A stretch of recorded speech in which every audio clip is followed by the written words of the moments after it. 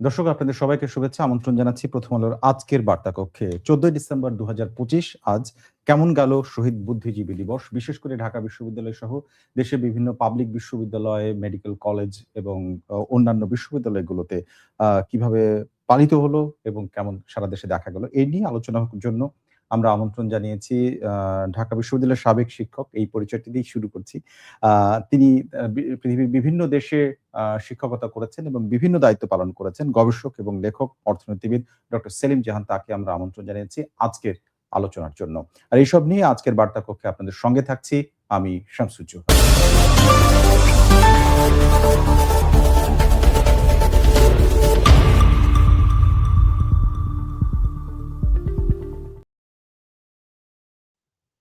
দর্শক চলে যাচ্ছি বার্তা কক্ষের আজকের অতিথির কাছে, গবেষক ও লেখক অর্থনীতিবিদ ডক্টর সেলিম জাহানের কাছে।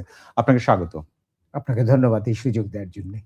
প্রথমেই বলব আজকে শহীদ বুদ্ধিজীবী দিবসের যাদেরকে আমরা হারিয়েছি 1971 সালের আজকের দিনটাতে, তাদের সবাইকে শ্রদ্ধা জানাচ্ছি এবং কৃতজ্ঞতা জ্ঞাপন করছি। তাদের আত্মত্যাগের কথা স্মরণ করে এই অনুষ্ঠান শুরু করছি। আপনার কাছে প্রথম প্রশ্ন এবারে 2025 সালে এসে এই দিনটি সারা বাংলাদেশে আপনার দৃষ্টিতে ভিন্ন প্রেক্ষাপটে মনে হচ্ছে কিনা বা ভিন্ন কিছু দেখছেন কিনা?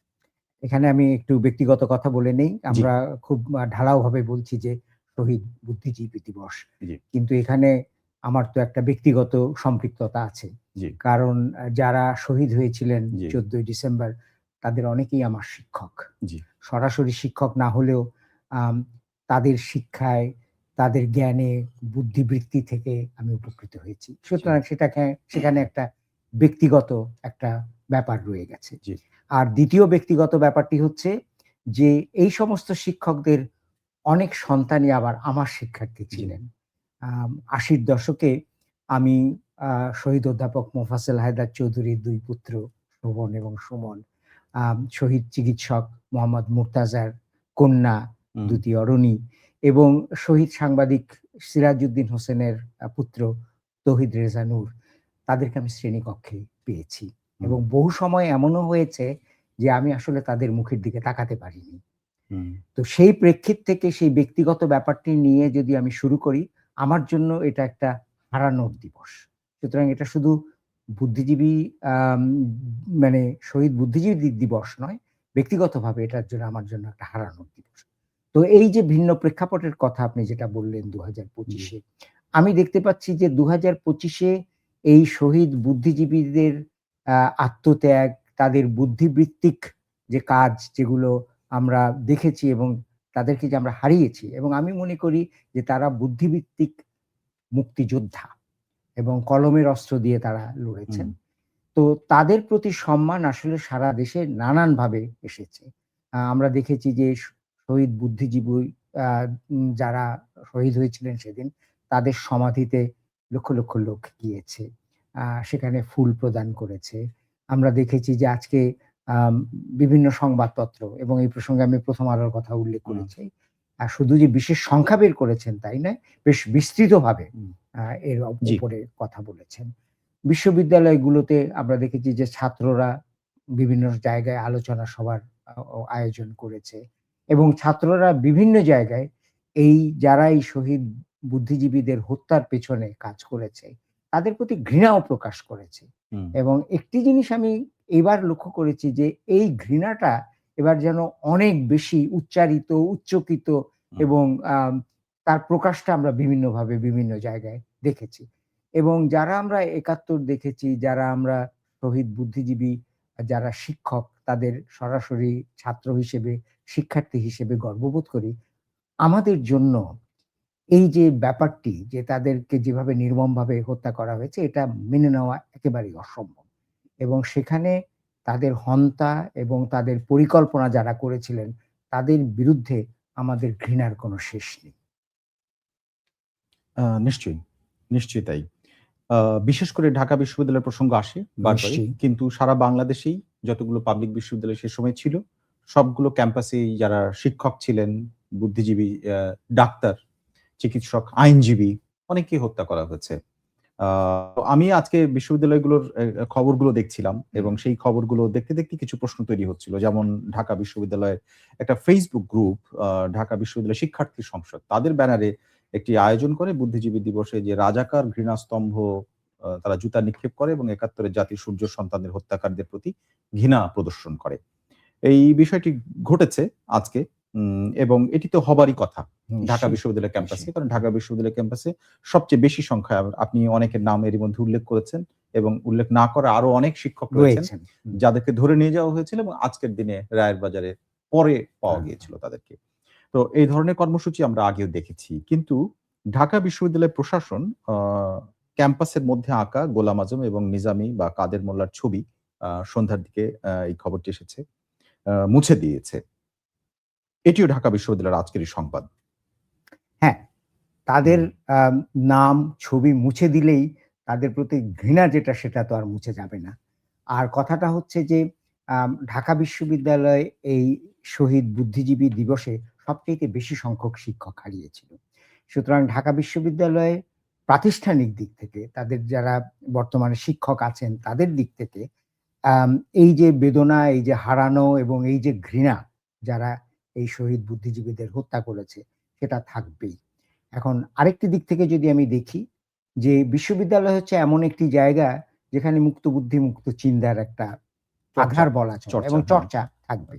এবং সেই চর্চা যদি থাকে তাহলে পরে একটি শিক্ষার্থী গোষ্ঠীর কথা আপনি উল্লেখ করেছেন, তারা যে কাজটি করেছে এটা করার পূর্ণ স্বাধীনতা তাদের আছে এবং সেই স্বাধীনতা কোনোভাবেই খর্ব করা যেতে পারে না, কারণ এই স্বাধীনতা তাদের মৌলিক স্বাধীনতা। সুতরাং যদি সেই জায়গা থেকে শুরু করি, এই স্বাধীনতা তাদের সম্পূর্ণভাবে আছে। দ্বিতীয় কথা হচ্ছে তারা যাদের বিরুদ্ধে ঘৃণা প্রকাশ করেছে তারা বাংলাদেশের অভ্যুদয়, বাংলাদেশের চিন্তা চেতনা এবং বাংলাদেশের সবচেয়ে সূর্য সন্তানদের হত্যা করেছে। তো সেই অপরাধের কোনো ক্ষমা নেই। সুতরাং আমি মনে করি যে ঢাকা বিশ্ববিদ্যালয় যে কাজটি করেছে এটা অন্যায় দুদিক থেকেই। একদিক থেকে অন্যায় যে সত্যিকারের অর্থে মত প্রকাশের স্বাধীনতা সেটাকে খর্ব করা হয়েছে, আরেক দিক থেকে অন্যায় এবং যার জন্য আমি লজ্জা বোধ করি যে এই ঢাকা বিশ্ববিদ্যালয়ে বুদ্ধিজীবী শহীদ বুদ্ধিজীবীদের সবচেয়ে বড় অংশ এখানে। তো সেখানে আজকে ৫০-৫৩ বছর পরে যদি বিশ্ববিদ্যালয় প্রশাসন এটা করে, এটা সত্যিকার ভাবে একটা লজ্জাস্কর এবং ঘৃণিত কাজ। এখানে যেটি ঘটেছে ১৪ ডিসেম্বর স্মরণে ডাকসুর পক্ষ থেকে একটা অনুষ্ঠান আয়োজন করা হয়নি। ওরকম মানে ডাকসুর পক্ষ থেকে কোনো আয়োজন না। এই আয়োজনটা ছিল অন্য একটি সাংগঠনিক আয়োজন এবং সেখানে বলা হচ্ছিল যে তুলির আঁচড়ে দ্রোহ, এটা তারা কর্মসূচির নাম দিয়েছে এবং সেখানে তারা এই ছবিগুলো এঁকেছিল। তারা বলছিলেন মানে যারা আয়োজক তাদের পক্ষ থেকে বলা হয়েছে যে হল প্রশাসন, বিশ্ববিদ্যালয় প্রশাসন উভয় মিলে এই ছবিগুলো মিছে দিয়েছে রোববার সকালে, অর্থাৎ আজকে সকালে। জানতে চাইলে জগন্নাথ হলের প্রাধ্যক্ষ দেবাশিস পাল তিনি আমাদের সংবাদদাতাকে অর্থাৎ প্রথম আলো সংবাদদাতাকে বলেন অনুমতি নেওয়ার সময় ছবি আঁকার বিষয়টি উল্লেখ ছিল না, সেই জন্য মুছে দেওয়া হয়েছে। মোটামুটি এই হচ্ছে তার বক্তব্য। আসলে সেটি এক ধরনের অজুহাত বলে আপনার মনে হয় কিনা এবং সেটি অবশ্যই ঢাকা বিশ্ববিদ্যালয় ক্যাম্পাসের মতো জায়গায় যদি হয় তাহলে অন্য জায়গায় আসলে ব্যাপারটা কি ধরনের হতে পারে? না, এটা তো একটা অজুহাত। মানে এটা ছবি আঁকার ব্যাপারটি অনুমতির সাপেক্ষ এবং সেটার জন্য অনুমতি নেওয়া হয়নি, সেই জন্য পুরোটা মুছে দিতে হবে। এটা তো একটা অজুহাত বলা চলে। আর ছবি কেন আঁকা যাবে না আমি সেটাও বুঝতে পারছি না। আপনি যদি দেয়ালে লিখতে পারেন, আপনি যদি সেখানে পোস্টার সাঁটতে পারেন, তাহলে ছবি কেন আঁকা যাবে না? অতএব আমি মনে করি যে এই ব্যাপারটি আসলে একটা বিশেষ দৃষ্টিভঙ্গি থেকে এসছে এবং সেই বিশেষ দৃষ্টিভঙ্গিটা হচ্ছে যে এই যে আমাদের মুক্তিযুদ্ধ, আমাদের স্বাধীনতা সংগ্রাম এবং এই স্বাধীনতা সংগ্রামের জন্য মুক্তিযোদ্ধারা যেমন লড়াই করেছেন, শব্দ সৈনিকেরাও লড়াই করেছেন। অবশ্যই। সেই সঙ্গে সঙ্গে যারা শহীদ বুদ্ধিজীবী আমি মনে করি যে তারা আসলে বুদ্ধিবৃত্তিক মুক্তিযোদ্ধা। তো আসল ব্যাপারটি হচ্ছে যে এই ব্যাপারটিকে মুছে ফেলার একটা অপচেষ্টা হচ্ছে এবং এই অপচেষ্টার হাত ধরে সূত্র ধরে নানান রকমের অজুহাত, নানান রকমের কথা বলে এটাকে আমাদের মন থেকে, ছাত্রদের মন থেকে এবং সত্যিকার অর্থে বাংলাদেশের জনগণের মন থেকে মুছে ফেলার একটা অপপ্রয়াস, অপচেষ্টা এবং সেটা সত্যিকার অর্থে আমরা যারা মুক্তি সংগ্রাম বা সেই সময়কার প্রজন্ম তাদের কাছে এটা সত্যি কষ্টের এবং সেই সঙ্গে ঘৃণার। এবং আমি মনে করি যে বাংলাদেশের মুক্তচিন্তা মুক্ত বুদ্ধির ছাত্র সমাজ এবং জনতা তারা নিশ্চিতভাবে এই ব্যাপারটিকে প্রতিরোধ করবে। সব মিলিয়ে আপনার কথা থেকে মোটামুটি স্পষ্ট যে আপনি যেরকম ঢাকা বিশ্ববিদ্যালয় দেখতে চান এবং যেই রকম কল্পনা করেন সেটার সঙ্গে এই ছবিটার আসলে মিল নেই, সেটা স্পষ্ট। কিন্তু এইটার কারণটা আপনার কাছে মনে হয় কিনা, আমি নিশ্চিত এটা ধরে নিয়েই প্রশ্ন করছি যে ঢাকা বিশ্ববিদ্যালয়ে যে চিত্র বা যে ধরনের পরিবেশ তৈরি হয়, পরবর্তীতে অন্যান্য পাবলিক বিশ্ববিদ্যালয়ে এটা সংক্রমিত হওয়া বা ছড়িয়ে পড়ার বিষয় আসে। তো ঢাকা বিশ্ববিদ্যালয়ে এই পরিস্থিতিটা তৈরি হওয়ার কারণটা কি আসলে দিনে দিনে, নাকি রাজনৈতিক যে পট পরিবর্তন, যে প্রেক্ষাপট পরিবর্তন, তার সাথে কোনো সম্পর্ক আপনি খুঁজে পান? আমি দুদিক থেকে দেখি। একটা হচ্ছে আপনি দিনের কথাটা বলেছেন। তো এই যে বর্তমান অবস্থায় যে ব্যাপারগুলো ঘটছে এবং যে জাতীয় দৃষ্টিভঙ্গি এবং যে জাতীয় চিন্তা চেতনা আমরা দেখতে পাচ্ছি, এটা একদিনে হয়নি। এটা সত্যিকার অর্থে মুক্তিযুদ্ধ বা স্বাধীনতা সংগ্রামের ইতিহাস, তার চিন্তা চেতনা, তার মূল্যবোধ, সেটাকে আসলে ধরে রাখা যায়নি এবং সেই সূত্র ধরে বা সেই দরজা ধরে অনেকটা সুতানলি সাপের মতো অন্যান্য চিন্তা চেতনা একটু একটু করে বিশ্ববিদ্যালয় অঙ্গনে এসছে। অতএব প্রথম কথা যেটা আমি বলতে চাচ্ছি যে এটার পেছনে কিন্তু একটা পথযাত্রা আছে এবং সেই পথযাত্রায় আমরা অনেকেই সচেতন হয়নি। এটা এই দোষটি আমাদের আছে এবং এটা আমাদের স্বীকার করতে হবে এবং ক্রমান্বয়ে ৮০ দশকের থেকে আমরা দেখতে পাচ্ছি যে এই জিনিসটি আস্তে আস্তে বিরাজ করছে, এক। আর দুই, এই যে পরিবর্তনের কথা আপনি বললেন যে গত ১৮ মাস বা ২ বছর আগে, এই পট পরিবর্তনের একটা দিক কিন্তু হচ্ছে যে আমরা অনবরত দেখেছি যে ধর্মভিত্তিক যে চিন্তা চেতনা সেটা বিস্তার লাভ করেছে। রাজনৈতিক, হ্যাঁ, নিশ্চয়ই। কারণ ধর্মভিত্তিক চিন্তা চেতনা তো আর মানে এমন সব সংস্থা থেকে আসেনি যেগুলো রাজনৈতিক ভিত্তি নেই। একটা রাজনৈতিক প্রতিষ্ঠান বলুন, রাজনৈতিক সংস্থা বলুন, তাদের মাধ্যমে এই ধর্মভিত্তিক চিন্তা চেতনাটা এসছে এবং সেই ধর্মভিত্তিক চিন্তা চেতনা ৭১ সালে বাংলাদেশের অভ্যুদয়ের সঙ্গে সাংঘর্ষিক ছিল এবং সেই ধর্মভিত্তিক চিন্তা চেতনার সংস্থা বাংলাদেশের যে অভ্যুদয় সেটার বিরোধিতাও করেছিল, সরাসরি বিরোধিতা করেছে, অংশ নিয়েছে এবং তারই প্রেক্ষাপটে কিন্তু এই বুদ্ধিজীবীরা নিহত হয়েছেন। তো আমি মনে করি যে এই পট পরিবর্তনের সঙ্গে সঙ্গে যেহেতু ধর্মভিত্তিক চিন্তা চেতনা, ধর্মভিত্তিক সংস্থা শক্তিশালী হয়েছে, সুতরাং সেটাও বর্তমান যে পরিস্থিতি আমরা দেখছি এবং যে পরিস্থিতির কথা আপনি উল্লেখ করেছেন সেটাকে প্রভাবিত করেছে। অতএব আমি বলবো যে এটা দীর্ঘদিনের একটা পথযাত্রা বলুন বা দীর্ঘদিনের একটা প্রচেষ্টা অপপ্রচেষ্টার কারণে এসছে এবং দ্বিতীয়ত হচ্ছে যে যেহেতু ধর্মভিত্তিক চিন্তা চেতনা শক্তিশালী হয়েছে তারও প্রভাব এটার উপরে পড়েছে।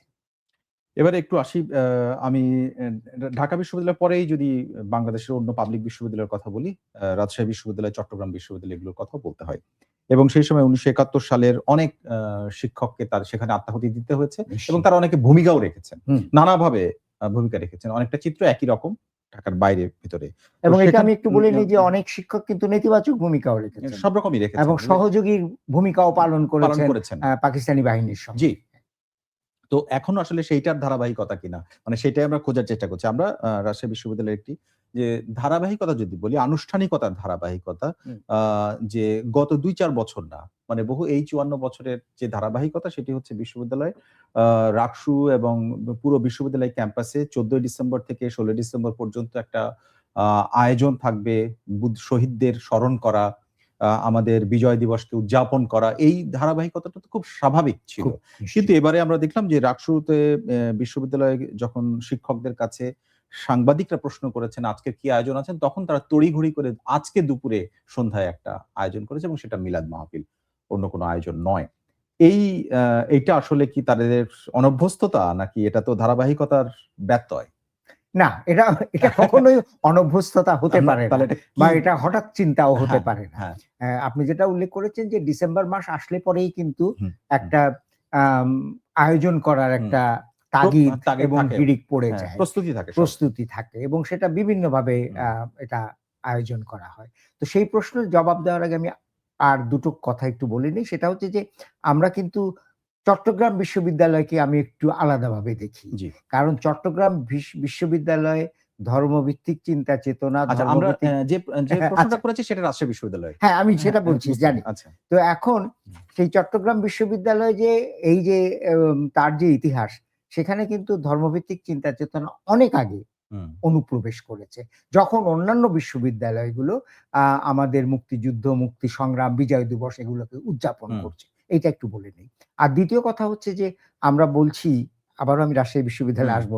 আমরা বলছি যে ঢাকা বিশ্ববিদ্যালয়ের যে কেন্দ্রীয় ছাত্র সংসদ জি, তারা কোনো আয়োজন করেছে কিনা হয়তো আপনাদের জানা হুম, আছে। তবে এটা বলতে হবে যে ঢাকা বিশ্ববিদ্যালয়ের কেন্দ্রীয় ছাত্র সংসদের যিনি সহসভাপতি তিনি কিন্তু পুষ্পস্তবক প্রদান করেছেন জি, আ শহীদ বুদ্ধিজীবীদের সমাধিতে। অনভ্যস্ততা কিনা? না, হুম, মোটেই এটা অনভ্যস্ততা হতে পারে না। কারণ রাজশাহী বিশ্ববিদ্যালয়েরও একটা বিশাল ঐতিহ্য আছে। মুক্তিযুদ্ধ, আ তারপরে আমাদের স্বাধীনতা সংগ্রাম এবং শহীদ আ বুদ্ধিজীবীদের স্মরণে। এবং আপনার হয়তো মনে থাকতে পারে যে ১৯৬৯ সালে রাজশাহী জি, বিশ্ববিদ্যালয়ের ডক্টর শামসুজ্জোহা জি, হ্যাঁ, তিনি নিহত জি, হয়েছিলেন। অতএব আমি মনে করি যে এটা যে কথাগুলো আমরা একটু আগে বললাম সেটারই প্রতিফলন। এখন কেন তারা তড়িঘড়ি করছেন? কারণ তারা এটা বুঝতে পারছেন যে বাইরের বিশ্ববিদ্যালয়ের বাইরে এই প্রশ্নগুলো উঠছে যে হুম, কেন আ আয়োজন করা হচ্ছে না? কেন ঠিকভাবে এটাকে উদযাপন করা হচ্ছে না? কেন আমরা আমাদের শহীদ বুদ্ধিজীবীদের স্মরণ করছি না? এই ব্যাপারগুলো যখন উঠছে তখন তারা তড়িঘড়ি এটাকে আম উদযাপন করার একটা প্রয়াস নিচ্ছেন হুম, যাতে এটাকে অন্যভাবে না দেখা দেয়। তো এটা যে অনভ্যস্ততা বা তারা ভুলে গিয়েছেন, তারা বিস্মৃত হয়েছেন, আমি এটা মানি না। কারণ আমি মনে করি যে এটা সবার চেতনার মধ্যেই আছে যে এগুলো উদযাপন করতে হবে। কিন্তু যারা এটাতে বিশ্বাস করেন না, হুম, যারা এটা মানেন না মানেন না। এবং কেউ যারা মানতে চান না। মানতে চান না, হুম, তারা তো নিশ্চয়ই এখানে নিশ্চুপ হয়ে থাকবেন, জি, নির্বিকার হয়ে থাকবেন এবং এটা মানার একটা প্রচেষ্টা যদি হয় তাহলে সেটাকে প্রতিহত করার হুম। চেষ্টা করবেন। এটা তো খুব স্বাভাবিক ব্যাপার। তো ধরেন আপনি ডক্টর শামসুজ্জোহার কথা বলেছেন। তিনি ৬৯ সালে মারা গেছেন। কিন্তু হ্যাঁ, ৭১ সালে এই বুদ্ধিজীবী দিবসেই আ শহীদ ডক্টর হবিবুর রহমান তার নামে একটা হল রয়েছে। নিশ্চয়ই। তাকে তো ভুলে যাওয়ার কথা না। না, আ নিশ্চয়ই না। শহীদ সুখরঞ্জন সমাদ্দার, মীর আব্দুল কাইয়ুম তারা তো হ্যাঁ, সবাই এই একদম ১৪ এই ডিসেম্বর বিশ্ববিদ্যালয়েরই শিক্ষক। বিশ্ববিদ্যালয়ের শিক্ষক। তো সেক্ষেত্রে তাদের এই আত্মত্যাগের পরেও যদি মনে না থাকে তাহলে সেটা আসলে ইচ্ছে করে কিনা সেই প্রশ্ন না, খুব নিশ্চয়ই খুব ইচ্ছা করে এবং আরেকটা উ মনে উ রাখতে হবে উঠে যে যায়। জি, এই যে যেসব শহীদ বুদ্ধিজীবীদের কথা আমরা বলছি, তাদের সন্তানেরা আছেন, জি, তাদের পরিবার জি, আছেন। জি, এখন আপনি একটু চিন্তা করে দেখুন যে আমরা শুধুমাত্র যে ব্যক্তি বা যে সমস্ত অধ্যাপক বা যে সমস্ত বুদ্ধিজীবী চলে গিয়েছেন, হুম, তাদের কথা তো আছেই। হুম, কিন্তু তার পেছনে কিন্তু একটি পরিবার, শোকার্ত পরিবার হুম, এবং স্মৃতি বহন করে এই হুম। জাতীয় একটি পরিবার, এই জাতীয় একটি গোষ্ঠী রয়েছে যেখানে সন্তান, সন্ততি তারা রয়েছে। তো সুতরাং তাদেরও তো একটা এগুলোকে তারা স্মরণ আর করছেন। তাছাড়া এই লিগ্যাসিটা ইনহেরিট করার জন্য আসলে শুধু পরিবার নয়, উনারা তো আসলে জীবন দিয়েছেন শুধুমাত্র তাদের পরিবারের না, জন্য না, না, পুরো দেশের মানুষের না, জন্য। না সেই নিশ্চয়ই। জায়গা থেকে একটা না দায়িত্বের বিষয়। আমি নিশ্চয়ই। একটু চট্টগ্রাম বিশ্ববিদ্যালয় প্রসঙ্গে আপনি এরই মধ্যে এনেছেন। আমি চট্টগ্রাম বিশ্ববিদ্যালয়ের উপাচার্য আ তার একটি বক্তব্য পড়ছি শামীমউদ্দিন খান। তিনি বলেছেন আজকের কথা যে সময় পাকিস্তানি বাহিনীর কথা বলছেন যে ১৪ই ডিসেম্বরের কথা। যে দেশ ছেড়ে পালানোর চেষ্টা করছি। আ জীবিত থাকবে না মৃত থাকবে সেই ফায়সালা হয়নি। সেই সময় বাংলাদেশে আ পাকিস্তানি যোদ্ধারা বাংলাদেশের বুদ্ধিজীবীদের হত্যা করবে এটা আমি মনে করি রীতিমতো অবান্তর, হুম। অবাস্তব। আ এটি শিরোনামও হয়েছে যে পাকিস্তানি বাহিনী বুদ্ধিজীবীদের হত্যা করবে এটা অবান্তর। এটা চট্টগ্রাম বিশ্ববিদ্যালয়ের উপাচার্য আজকে ১৪ই ডিসেম্বরের দিনে এই বক্তব্য রেখেছেন। আপনি চট্টগ্রাম বিশ্ববিদ্যালয়ের হিস্ট্রি সম্পর্কে খুব ভালো জানেন। আপনি যদি একটু মন্তব্য করেন। আমি হতবাক এবং বাকরুদ্ধ। কারণ এই জাতীয় কথা যে কেউ বর্তমান সময় ২০২৫ এ এসে বলতে পারে, এটা আমি ভাবতে পারি না। আম ৩ টি কথা বলি। একটি কথা হচ্ছে পাকিস্তানি বাহিনী পালানোর সময় হুম, আ এমন আমরা জানি না যে পাকিস্তানি বাহিনী পালানোর চেষ্টা করেছিল হুম। তখন। সুতরাং তার ওই বক্তব্যটি যেটি দিয়ে তিনি এটাকে আ এস্টাবলিশ করার চেষ্টা হ্যাঁ, করেছেন। করছেন সেটার কোনো ভিত্তি নেই ১। ২ নম্বর আমরা প্রত্যেকেই জানি এটা সম্পর্কে বহুবার আ আলোচনা হয়েছে এবং সেই ব্যাপারে আ নানান রকমের নথিও দেখানো হয়েছে যে এপ্রিল মাসেই হুম, রাও ফরমান আলীর ব্যক্তিগত ডায়েরিতে হুম। বিভিন্ন বুদ্ধিজীবী যারা পরবর্তী সময় ১৪ই ডিসেম্বর শহীদ শহীদ হয়েছেন, হয়েছিলেন। তাদের একটি তালিকা ছিল। এবং সেই তালিকাতে অনেকের নাম ছিল যারা শহীদ হয়েছেন। সেখানে আনোয়ার পাশা, শহীদ অধ্যাপক আনোয়ার পাশার নাম আছে, শহীদ অধ্যাপক রাশিদুল হাসানের নাম আছে, শহীদ অধ্যাপক মোফাজ্জল হায়দার চৌধুরীর নাম আছে। তাছাড়া অন্যান্য অনেকের নামই সেখানে আছে। তো এপ্রিলে যখন এটা করা হয়, এই নীল নকশাটি করা হয়, সেটা তো এমনি এমনি করা হয়নি। এবং সেই সঙ্গে সঙ্গে নিশ্চয়ই তাদের একটা পরিকল্পনা ছিল যে এই নকশা থেকে তারা কি করবে। এবং দ্বিতীয় কথা হচ্ছে যে এই নকশা করার পেছনে এদেশের সহযোগীরা তাদেরকে সহযোগিতা করেছেন। তা না হলে রাও ফরমান আলীর পক্ষে এটা জানা সম্ভব নয় যে মোফাজ্জল হায়দার চৌধুরী ফুলার রোডের 14 নম্বর দালানের এফ ফ্ল্যাটে বসবাস করতেন। এটা উনি লিখেছেন। হ্যাঁ, আচ্ছা। তো সুতরাং যেহেতু একটা নীল নকশা আছে, একটা তালিকা আছে, সুতরাং তারা এটা করার জন্য প্রস্তুতি নেয়নি, এটা ভাবা একেবারে অন্যায়। তৃতীয় যেটা হচ্ছে যে যারা সরাসরিভাবে এই শহীদ বুদ্ধিজীবীদের চলে যাওয়ার ফলে যাদের উপরে সত্যিকার অর্থে শোকের এবং দুঃখের একটা ছায়া নেমে এসেছিল, সেই সব পরিবারের আপনি যদি কথা বলেন এবং তারা কিন্তু স্মৃতিচারণ করতে পারবেন যে ঠিক কোন অবস্থায় কিভাবে তাদেরকে নিয়ে যাওয়া হয়েছে। একটি বিষয় আমরা বারবারই দেখছি যে বারবার আসছে কয়েকটি কথা। একটি হচ্ছে যে কড়া নাড়া, তারপরে স্যার একটু বাইরে আসবেন। অনেকের ক্ষেত্রে তারপরে আর ফিরে আসেননি। আমি ব্যক্তিগতভাবে বৈবাহিক সূত্রে মুনির চৌধুরীকে ধরে নেওয়ার ব্যাপারটি জানি। তিনি তখন তার পৈতৃক নিবাস দারুল আফিয়ায় ছিলেন। সবেমাত্র স্নান সেরে তাকে ভাত দেওয়া হয়েছে, তার মা ভাত খেতে এসে ডেকেছেন, তখন তারা দরজায় এসে টোকা দিয়েছে এবং তার কনিষ্ঠ ভ্রাতা দরজা খুলেছেন, তাকে নিয়ে যাওয়া হয়েছে এবং বলা হয়েছে যে একটু পরে ফেরত দিয়ে দেওয়া হবে। এবং এটাও ঠিক যে পরবর্তী সময় যখন তার পরিবার রাও ফরমান আলীর সঙ্গে যোগাযোগ করেছে, অত্যন্ত ভদ্রভাবে তিনি বলেছেন তাকে ফেরত দেওয়া হবে। আমরা তো দেখেছি যে তিনি আসেননি। এই যে বিভিন্ন ঘটনাগুলো, এই যে বিভিন্ন স্মৃতিগুলো আছে, তো এটা থেকে তো বোঝা যায় যে ব্যাপারটি ঘটেছিল। এটাকে কেন আমরা অস্বীকার যখন আমরা করছি, তখন যিনি অস্বীকার করছেন তার মানসিকতার মধ্যে বা মনস্তত্ত্বের মধ্যে কি যে কাজ করছে, এটা কিন্তু বোঝা মুশকিল। এবং এখানে হতবাক এবং বাকরুদ্ধ হওয়া ছাড়া এবং কি বলবো এটা সম্পর্কে কোনো বলার মতো আমার আজকের প্রসঙ্গটা আসলে আলাপ করতে গেলে আরো অনেকগুলো আসে। পাবনা এডওয়ার্ড বিশ্ববিদ্যালয়ের কলেজ, সেখানকারও একটি ঘটনা আছে, আমি সেখানে যাব। তার আগে আপনি যে জায়গাটায় দাঁড়ালেন সেখানের ঘটনাটা প্রায় বিশ্ববিদ্যালয়গুলোতে এবং বুদ্ধিজীবীদের ধরে নেওয়ার ক্ষেত্রে একই ধরনের তথ্য, মানে অনেকটা মিল রয়েছে, তাদেরকে আর খুঁজে পাওয়া যায়নি। এবং যখন তাদের মরদেহগুলোকে তুলে আনা হয়েছে, খুঁজে পাওয়া গেছে, ফটোগ্রাফারের স্মৃতি থেকে বেশ কিছু লেখা আজকে ছাপা হচ্ছে, আপনি দেখেছেন পত্রিকাগুলোতে। সেখানে আমি দেখছিলাম যে অনেককে, বেশিরভাগেরই হাত বাঁধা অবস্থায় পাওয়া গেছে, তাদের শরীরে বেয়োনেটের ক্ষতচিহ্ন ছিল, অনেকের চোখ তুলে নেওয়া হয়েছে, অর্থাৎ অমানবিক নির্যাতন করা হয়েছে তাদের মধ্যে।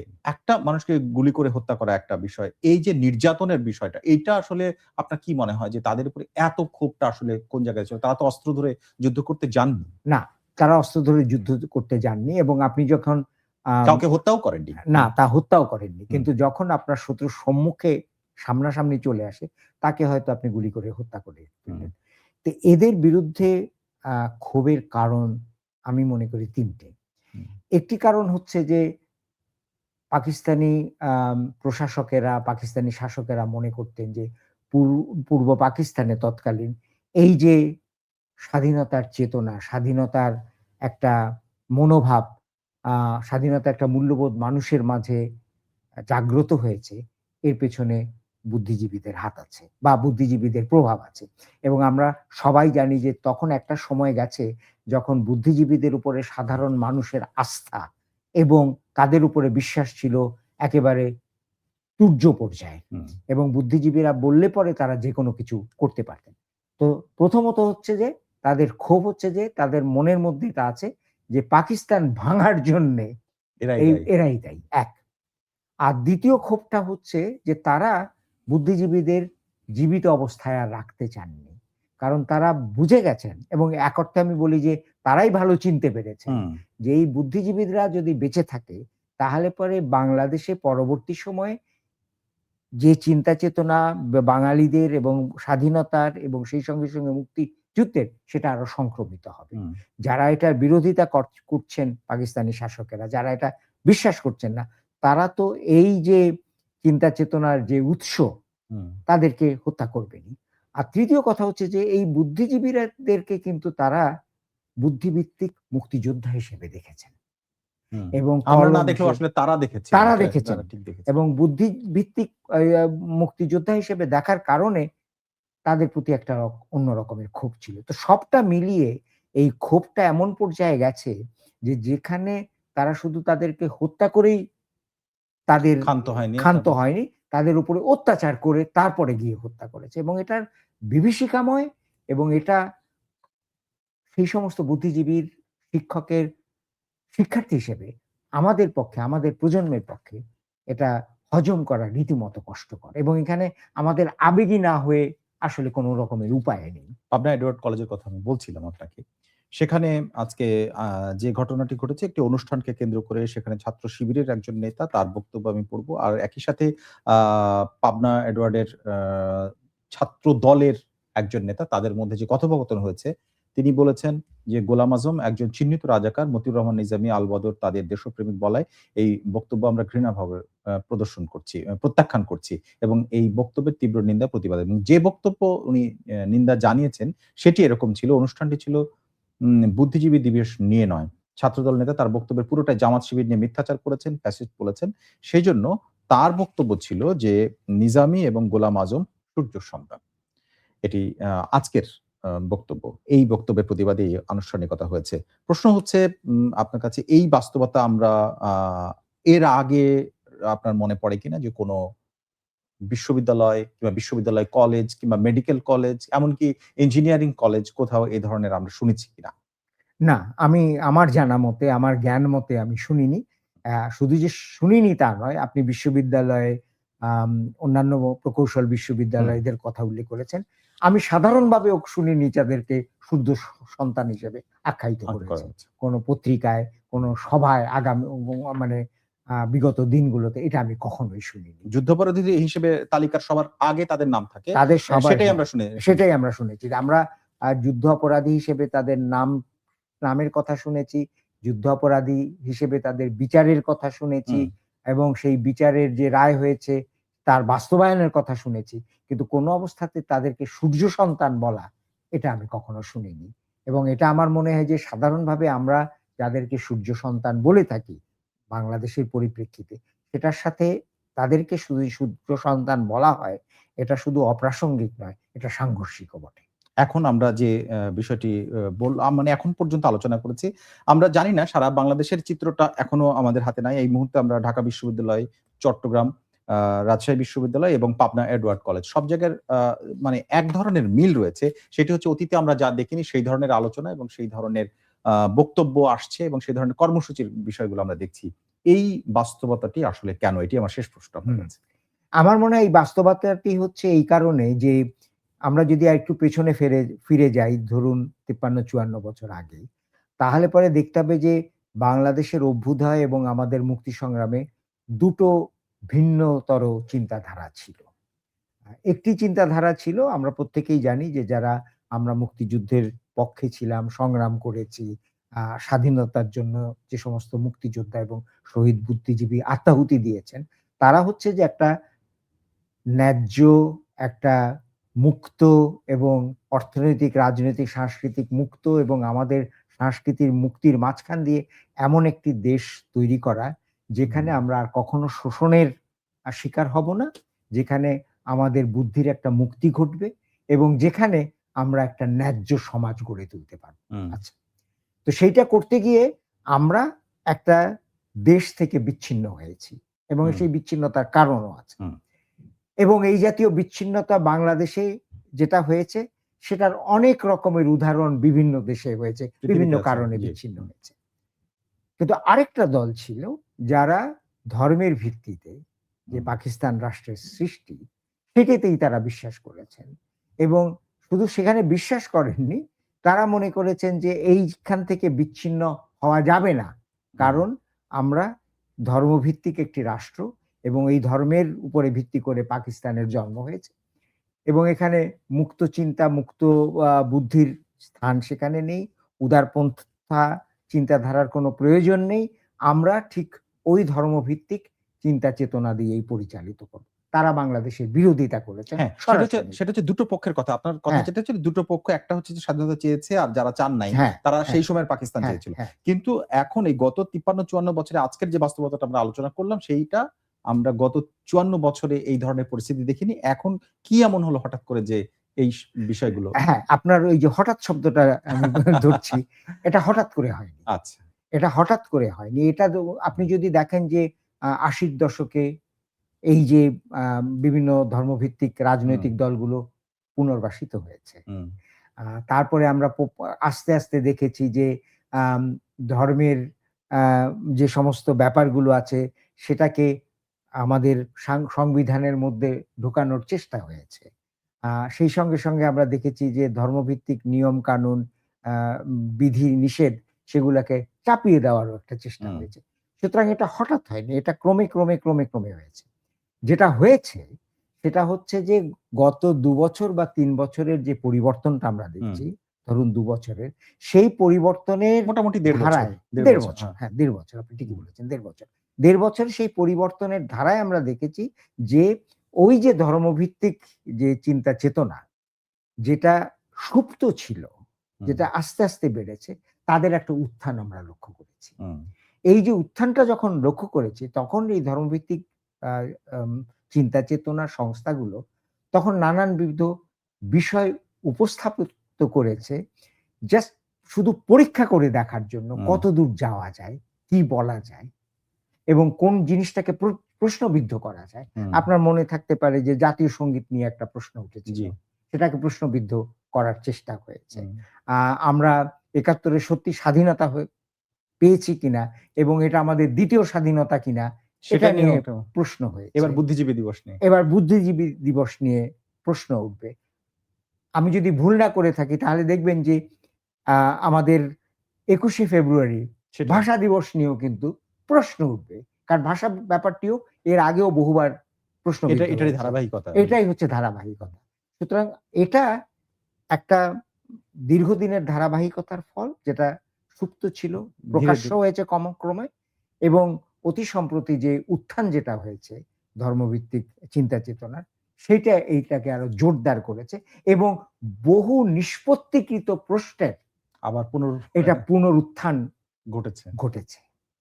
অনেক ধন্যবাদ আপনাকে আজকে আমাদেরকে সময় দেওয়ার জন্য। আপনাকেও ধন্যবাদ আমাকে দর্শক, সুযোগ আমাদের দেওয়ার সঙ্গে আজকে ছিলেন লেখক ও গবেষক অর্থনীতিবিদ ডক্টর সেলিম জাহান। তার কাছ থেকে আমরা এই সময়ের রাজনীতির প্রেক্ষাপটে আজকের দিনটি অর্থাৎ ১৪ই ডিসেম্বর ২০২৫ আমরা কেমন দেখলাম সেটি নিয়ে আলোচনা করার চেষ্টা করেছি। রাজনৈতিক এরকম নানা বিষয়ের নানা দিকের বিশ্লেষণ জানতে আমাদের এই আয়োজন প্রথম আলোর বার্তা কক্ষের সঙ্গে থাকুন। দেখুন রবি থেকে বৃহস্পতিবার পর্যন্ত এই সময়ে প্রথম আলো .কম, প্রথম আলোর YouTube, Facebook সহ সোশ্যাল মিডিয়া সব প্ল্যাটফর্ম গুলোতে। আর যারা সঙ্গে ছিলেন সবাইকে